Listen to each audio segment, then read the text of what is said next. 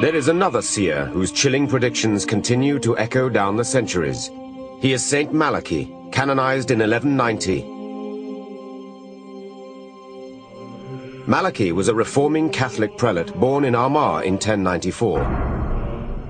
On a visit to Rome, he was struck by a vision.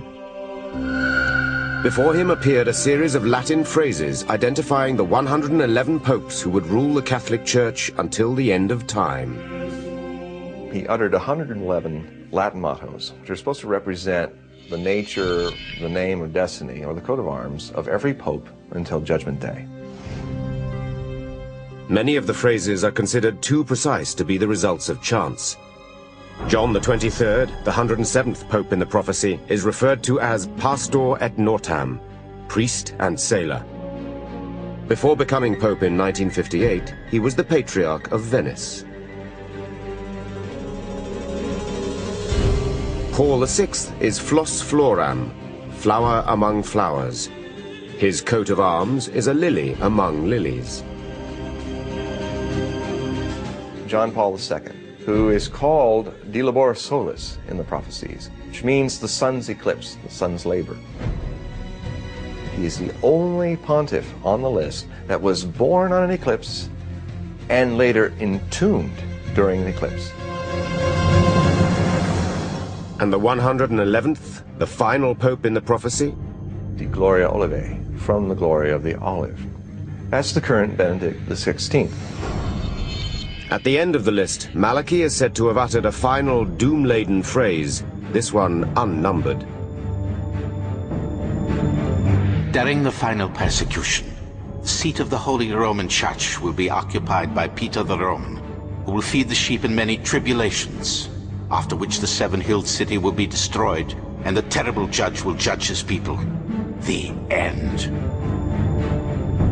Is Malachi describing the end of the Catholic Church, or the end of the world?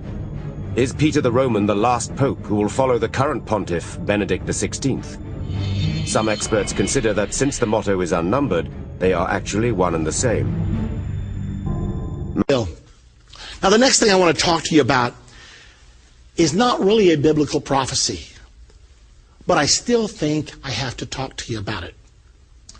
Because there was a mystic by the name of Saint Malachi who lived back in the 11th century. Saint Malachi claims that he had a spiritual experience one day, and while in a trance, God showed him all of the popes that would exist from his time until the last pope. Malachi was given a prophecy of 112 popes. And in these 112 popes, there were given signs, little clues as to the identity of each one, all 112.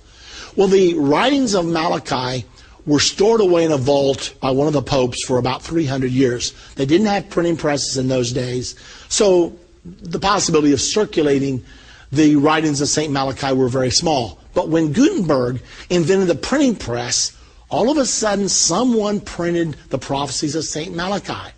And as the prophecies of St. Malachi began to be known, people became very interested, and they started counting the popes. Well, several hundred years had passed by that time. However, 112 total popes from St. Malachi to the last pope. Well, what's in fact happening right now? Pope John Paul II, who just died in 2005, was the 110th Pope. No wonder interest in the prophecies of St. Malachi are reviving right now. When the cardinals came to Rome to elect the 111th Pope, an article appeared out of India the day before the election. A man said to the cardinals, "You must elect a giant spiritual leader. You must elect a pope that can appeal to young people. You must elect someone that can hold the church together." But he said, there's one more thing you must pay attention to when you elect the new pope tomorrow in the Sistine Chapel. Make sure you don't elect a pope that has anything to do with the olive, because the clue for the 111th pope was the glory of the olive, whatever that means.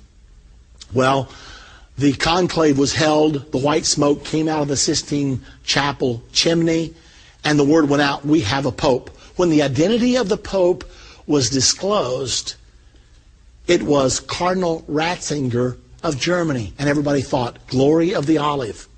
It has nothing to do with it. I mean, you've never heard of a Ratzinger olive, I'm sure. And so everybody thought, surely not. This doesn't have anything to do with anything, even though he's the 111th Pope. Everybody was interested, though, in finding out what his name would be that he would rule under. You know, when popes are elected, they don't rule under their own name. They take a name like Pope John 23rd or Pope Pius the 12th, the last one, Pope John Paul II.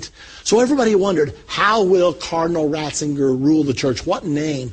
Because when a man picks a name, it usually is indicative of something that means something special to him.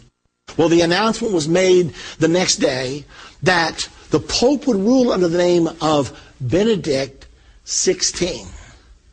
And everybody wondered, what's that got to do with anything? Saint Benedict was the patron saint of Europe. He was a very powerful man, and he gave birth to a powerful order called the Benedictine Order. Well, the Benedictine Order has been powerful in the Roman Catholic Church for a long time, and it has a symbol. You may be interested to know. And by now you've guessed it.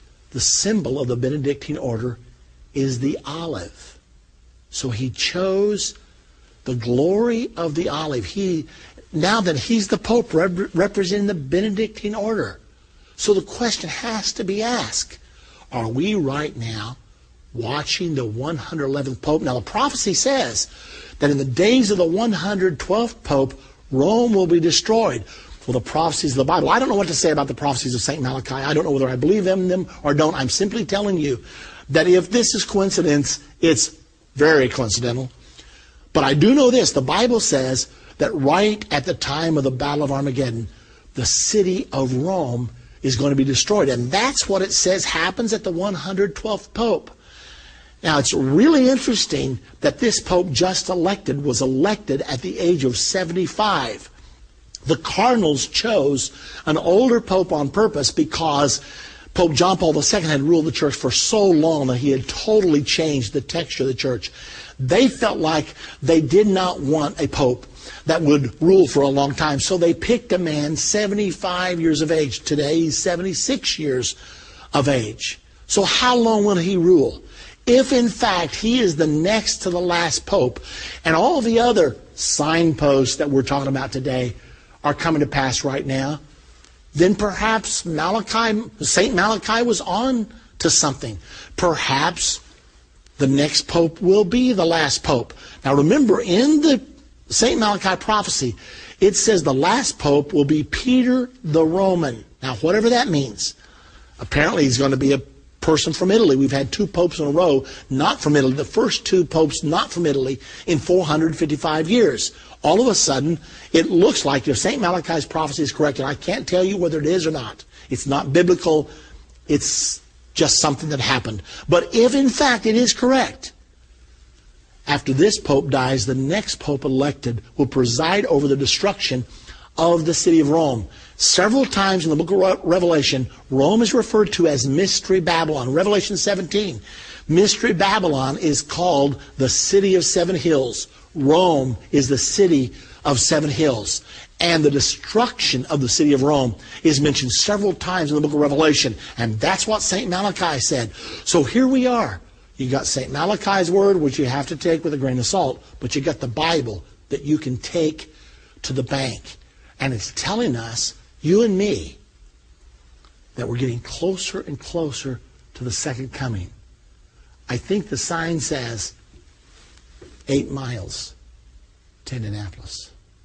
Signpost